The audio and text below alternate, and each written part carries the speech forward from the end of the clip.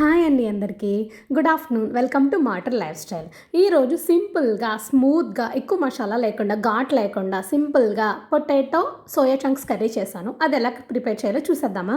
ముందుగా ఒక 5 పెద్ద బంగాళదుంపల్ని తొక్క తీసుకుని బాగా వాష్ చేసుకుని నేను చూపించిన సైజులో ముక్కలు కట్ చేసుకుని ఒక కుక్కర్ తీసుకుని దాంట్లో వాటర్ వేసుకుని ఈ ముక్కలన్నింటిని వాటిలో వేసుకుని కుక్కర్ మూత పెట్టుకుని ఒక 3 విజిల్స్ సిమ్లో పెట్టుకుని ఒక 3 విజిల్స్ రప్పించుకోండి, సరిపోతుంది. సో విజిల్స్ వచ్చేలోపు ఆ 3 పెద్ద ఉల్లిపాయలు తీసుకుని తొక్క తీసుకుని బాగా వాష్ చేసుకుని వీటిని చీరికలాగా అంటే పొడుగ్గా ముక్కల కింద కట్ చేసుకోవాలండి. అన్ని ఉల్లిపాయలను అలా సన్నగా కట్ చేసుకోండి, మీ కర్రీ అయితే సూపర్ వస్తుంది. సో దాని తర్వాత అలాగే ఉల్లిపాయలు కూడా పక్కన పెట్టుకొని ఒక 3 మీడియం సైజ్ టమాటాలు చిన్న చిన్న ముక్కలుగా కట్ చేసుకుని ఆ టమాటాలని కూడా పక్కన పెట్టుకోండి.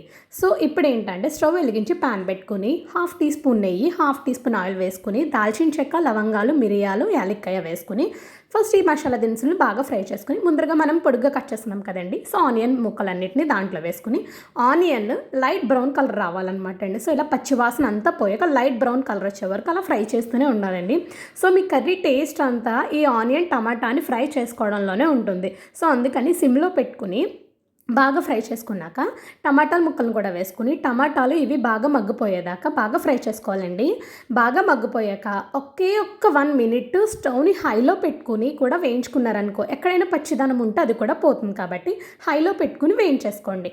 సో బాగా వేయించుకున్నాక స్టవ్ ఆఫ్ చేసుకుని ఇప్పుడు ఒక ప్లేట్ తీసుకుని దాంట్లోకి వీటిలన్నిటిని వేసుకుని బాగా చల్లారబెట్టుకోవాలి. అంటే మిక్సీలో వేసుకోవాలి కాబట్టి వేడిగా ఉన్నప్పుడు కాకుండా బాగా చల్లారిపోయాక మిక్సీ పట్టుకుంటే టేస్ట్ కూడా సూపర్ ఉంటుంది. సో అవి చల్లారిపోయింది కదండి. ఇప్పుడు ఒక మిక్సీ జార్ తీసుకుని దాంట్లో కొంచెం జీలకర్ర, ముందుగా మనం ఆనియన్ టమాటా ఫ్రై చేసుకున్నాం కదండి అది, అలాగే అల్లం వెల్లుల్లిపాయ కూడా వేసుకోవాలండి.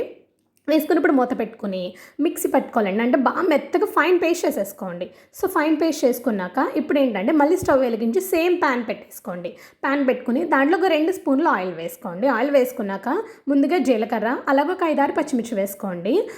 నేను కొద్దిగా కారం యాడ్ చేస్తాను లాస్ట్లో. సో మీరు టేస్ట్కి తగ్గట్టుగా యాడ్ చేసుకుని దాంట్లో ఒక 3-4 బిర్యానీ ఆకులు వేసుకుని బాగా ఫ్రై చేసుకోండి నూనెలో మగ్గిపోయాక. సో మనం మిక్సీ పట్టుకున్నాం కదండి ఆ పేస్ట్ అంతటిని ఈ మసాలాలో వేసుకుని బాగా ఫ్రై చేసుకోవాలన్నమాట అండి. అంటే లైట్ బ్రౌన్ కలర్ వచ్చే వరకు ఫ్రై చేసుకోవాలండి. దాంట్లో కొద్దిగా పసుపు, ఉప్పు, కారం వేసుకోండి. నేనైతే లాస్ట్లో చిన్న గరం మసాలా వేసాను, మీరు లాస్ట్లో వేసుకోండి. టేస్ట్ చూసుకుని అంతగి సరిపోదు, మాకు టేస్ట్ నచ్చదంటే లాస్ట్లో వేసుకోండి. సరే మనం ఇప్పుడు కుక్కర్లోంచి బంగాళదుంపలు తీసుకున్నాం కదండి ఇందాక, దాంట్లో సగం బంగాళదుంప ముక్కల్ని స్మాష్ చేసుకుని సగం వాటినేమో ముక్కల పలంగా వేసుకుంటే కర్రీ టేస్ట్ ఉంటుందండి. అంటే రైస్లో కలుపుకోవడానికి మన గ్రేవీ కింద ఉంటుందన్నమాట. అందుకే సగం పార్ట్ అలాగా సగం పార్ట్ ఇలాగా చేసుకుని అలాగే వేడి నీళ్ళలో ముందుగా మిల్ మేకర్ వేసుకుని వాటిని కూడా బాగా స్క్వీజ్ చేసుకుని వేసుకోవాలండి. సో బంగాళదుంపలు స్మాష్ చేసినవి ముక్కలు మిల్ మేకరు మొత్తం అన్నీ వేసుకుని ఈ మసాలాలో ఒక 2 మినిట్స్ ఫ్రై చేసుకుని అప్పుడు వాటర్ పోసుకోవాలి. వెంటనే వాటర్ పోయొద్దు. ఒక్క 2 నిమిషాలు మసాలాలో ఫ్రై చేసుకున్నాక అప్పుడు తగినంత వాటర్ పోసుకొని ఒకసారి బాగా కలుపుకున్నాక బాగా మరిగించుకోవాలండి. ఎక్కువ వాటర్ పోసుకుని మనకి ఎంత కన్సిస్టెన్సీ కావాలో అంతవరకు వచ్చేదాకా మరిగించుకోవాలండి. అప్పుడే మీకు టేస్ట్ ఉంటుంది. అలాగే కొద్దిగా కరివేపాకు కూడా వేసుకుని ఆయిల్ పైకి సెపరేట్ అయ్యే వరకు బాగా ఉడికించుకోండి.